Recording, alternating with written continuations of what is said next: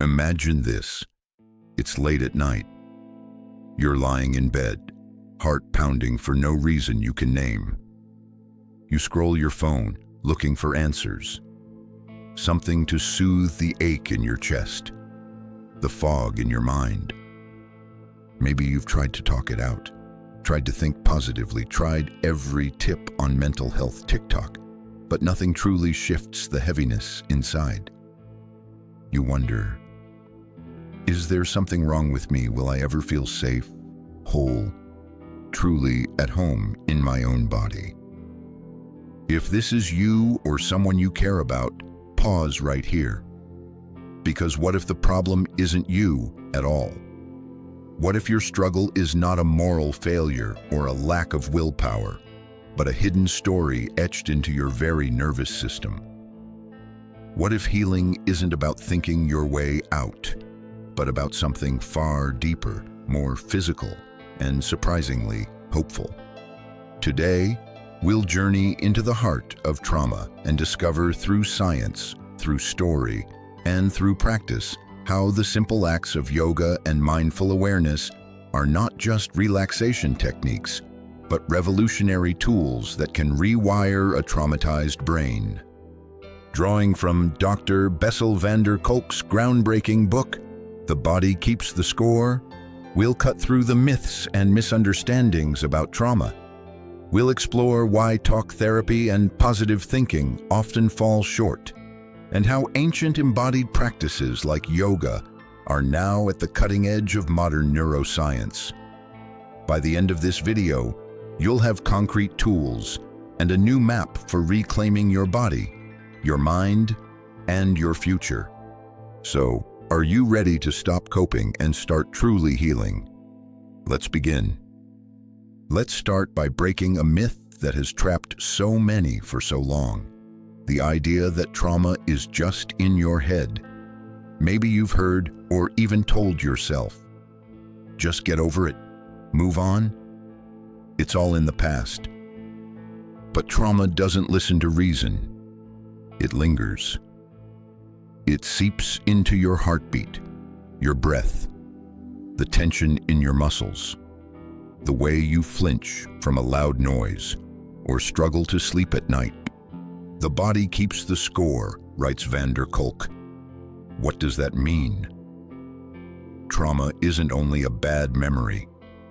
It's a physical imprint, a set of changes in your nervous system, your stress hormones, even the way your brain is wired. Your body remembers what your mind tries to forget. Think about it. Have you ever startled at a sudden sound, felt your stomach drop for no clear reason, or felt like your chest is tight when nothing dangerous is happening? That's not weakness. That's your body's alarm system turned up too high, too often, after being overwhelmed by stress or danger. Van der Kolk describes how trauma can rewire the brain's threat detection circuits, making ordinary life feel like a battlefield. The amygdala, your brain's smoke detector, becomes hyperactive, scanning for danger everywhere. The rational part of the brain, the prefrontal cortex, can get overridden, leaving you stuck in fight, flight, or freeze. But here's what's crucial. Trauma disconnects you from your own body. You start living from the neck up, thinking, analyzing, criticizing yourself, but the anxiety, the numbness, the pain, it all lives below the neck. And no amount of talking can make it go away if you're not addressing the body's memory. So what does this mean for you? It means that if you've been fighting yourself, wondering why therapy, affirmations, or even willpower haven't fixed you, it's not because you're lazy or broken. It's because trauma is a full-body phenomenon. True healing starts when you bring the body back into the process. Try this. Next time you feel overwhelmed, don't just ask, "What am I thinking?" Ask yourself, "What am I feeling in my body right now?" Notice your breath, your muscles, your posture. This small act of noticing is the first step home. Let's pause here. If trauma is wired into your body, then the path out must also run through the body, not just the mind. But how does that actually work? And what can you do, starting today, to change it? For decades, people believed that once traumatized, always traumatized, that the scars were permanent. But here's the liberating truth. Your brain and nervous system are plastic. They can change. They can heal. Neuroplasticity is the scientific term for the brain's ability to form new connections, even after serious injury or years of old habits. This isn't wishful thinking, it's neuroscience. Van der Kolk's work and countless studies show that with the right experiences, even deeply traumatized brains can rewire. But here's the catch. You can't just think your way into new wiring. You need experiences repeated, embodied, safe experiences that contradict the message of trauma. The world is dangerous. Your body is not safe. That's where mindful practices come in. Imagine your nervous system as a river that's been forced to run in a certain direction for years, always bracing for the worst. Yoga, mindful breathing, and other body-based practices are like gentle hands, slowly redirecting the river, creating new pathways for calm, for presence, for joy. Van der Kolk describes case after case where survivors of severe trauma who had tried everything finally began to shift when they started moving, breathing, and feeling their bodies safely, kindly, and without judgment. Even the simple act of noticing your breath or gently moving your body can begin to teach your nervous system a new story. You are safe. You are in control. This moment is different. How does this matter for your journey? If you've been stuck in old patterns, panic, shutdown, self-blame, know this. The science of neuroplasticity says your story is not set in stone. Small, repeated practices done gently and consistently can literally rewire your brain for resilience and hope. Consider, what's one small body-based practice you could try this week? A few minutes of mindful breathing, a gentle stretch, even just placing a hand on your heart and noticing your breath counts. You don't need perfection. You just need a place to begin. We've talked about trauma as a body memory and the science that says change is possible. But what practice actually works? What's different about yoga and mindfulness compared to other approaches? Let's bust another myth. Yoga isn't just a trendy workout for flexible people in expensive leggings.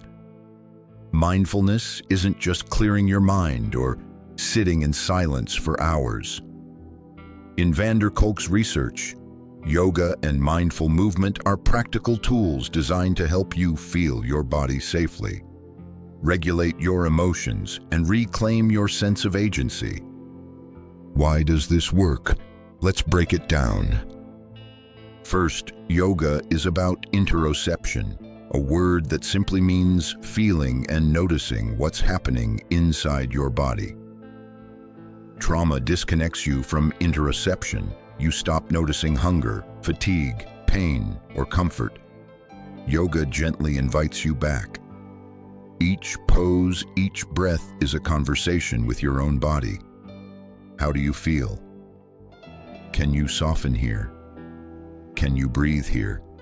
Second, yoga is structured around the rhythm of breath and movement.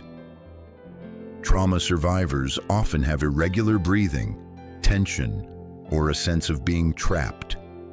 Moving with awareness, stretching, holding, breathing gives you the experience of being in control, of finding safety inside your own skin. Third, mindful practices activate the parasympathetic nervous system, the rest, and digest mode, which directly counters the hyperarousal of trauma. Over time, your body learns not every sensation is a threat. You can relax. You can inhabit your body without fear. Kolk didn't just theorize this, he measured it. Studies showed that trauma survivors who practiced yoga regularly had fewer symptoms, less anxiety, better sleep, and more capacity for joy. So, how could you use this insight? You don't have to become a yogi or meditate for hours. Even one gentle practice, even for a few minutes, is enough to start. And you don't have to do it right. The point is not to be perfect, it's to be present, to feel, to notice, to move at your own pace. Try this. Right now, take a deep breath in. Exhale slowly. Notice your feet on the floor. Roll your shoulders gently. That's yoga. That's mindfulness. That's you beginning to reclaim your own nervous system one breath at a time. We've covered why trauma is physical, how neuroplasticity brings hope, and why yoga and mindfulness work not just for relaxation, but as rewiring tools for the brain and body. But maybe you're thinking, it sounds good in theory, but my pain is too deep, my story too complicated. Can these simple practices really reach me? Let's bring this down to earth with real stories. Meet Chloe, a composite of dozens of trauma survivors from Kolk's clinic. For years, Chloe had tried every therapy, every medication. She could recite her trauma history in perfect detail, but her body still lived in panic. She was exhausted, disconnected, and ashamed of her own reactions.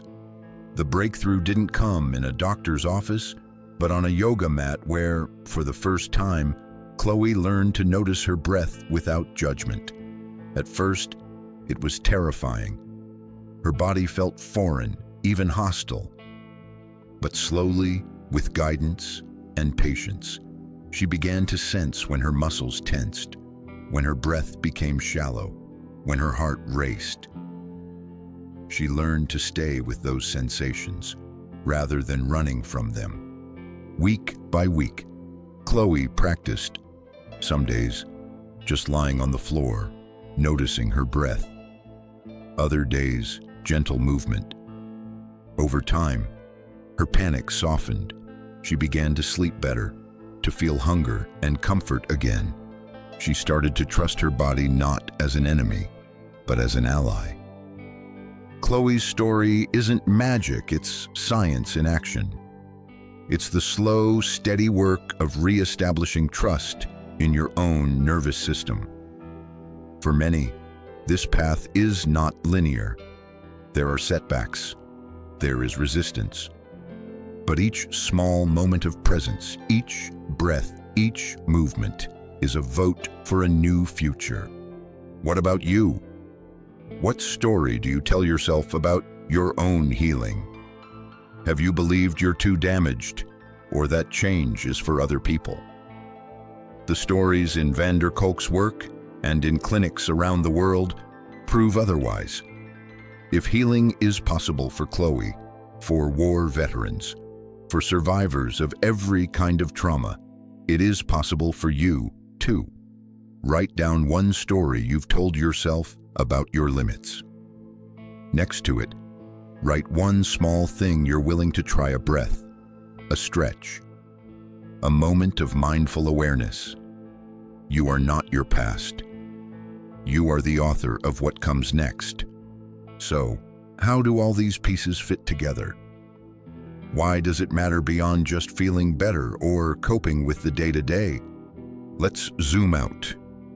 We live in a world that tells us to think positive, to move on, to get over it. But for millions, trauma is not a choice or a failing. It's an epidemic, a silent legacy passed through families, relationships, even cultures. Van der Kolk's central message is radical in its simplicity. Healing is possible, but it doesn't happen by shaming ourselves or by denying the body's pain. It happens by listening to the body, to the breath, to the stories etched in our flesh. When you choose to heal, when you step onto a yoga mat, or sit with your breath, or reach out for help, you are doing more than self-care. You are breaking a cycle that may have lasted generations. You are modeling for your children, your friends, and your community what it means to be resilient, to be gentle, to be fully alive. And the science backs it up. Neuroplasticity isn't just about brains. It's about the possibility of new stories, new lives, new ways of being. So, why does this matter for you? Because you are not alone. Because you are not broken. Because your body, your mind, your very cells are waiting not for perfection, but for your presence. Because every moment you choose awareness, kindness, and gentle movement, you are voting for your own freedom. Try this. Close your eyes for a moment. Feel your breath. Place a hand on your chest or your belly. Whisper to yourself, I am here. I am safe. I am allowed to heal.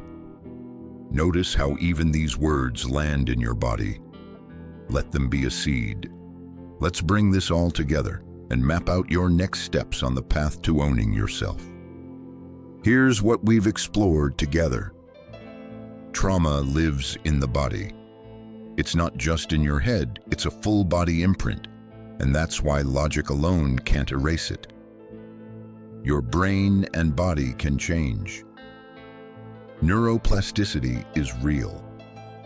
No matter how long you've struggled, healing is possible.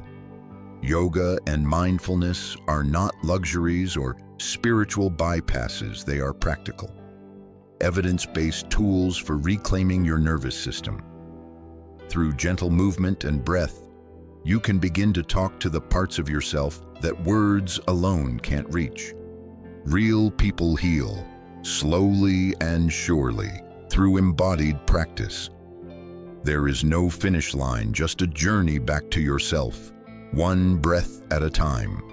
Your first job is not to fix yourself, but to listen to the wisdom in your own body. Start small. One breath, one stretch, one moment of mindful presence. These are the seeds of healing. You are not defined by your trauma. You are defined by your capacity to choose, to practice, and to hope again. Maybe you've been told you're too sensitive, too damaged, or not trying hard enough. Maybe you've even believed it. But today, you have a new story. You have tools. You have proof from science, from survivors, from your own breath that healing is possible. Owning yourself is not about becoming perfect. It's about becoming present. It's about reclaiming your right to feel, to move, to breathe, to be exactly as you are, right now. So, wherever you are in your journey, remember, every small act of self-awareness, every gentle movement, every kind word to your body is an act of rebellion against despair. It's a declaration, I am worth healing. Now, I want to hear from you. What's one thing you'll try after watching this video? How will you begin or continue your journey back to yourself? Share your thoughts in the comments below. Let's create a community of support, honesty, and hope. If this video spoke to you, please like, subscribe, and share with someone who needs to know. Healing is possible, and they are not alone. Don't miss our next video, where we'll dive deeper into how to build daily rituals for nervous system health, simple science-backed practices, you can do anywhere. Thank you for being here. Thank you for choosing yourself. The ideas explored in this video are for philosophical and psychological exploration and are not intended as professional advice. Viewers are encouraged to engage in their own critical thinking and further research, and to consult with qualified professionals for personal concerns.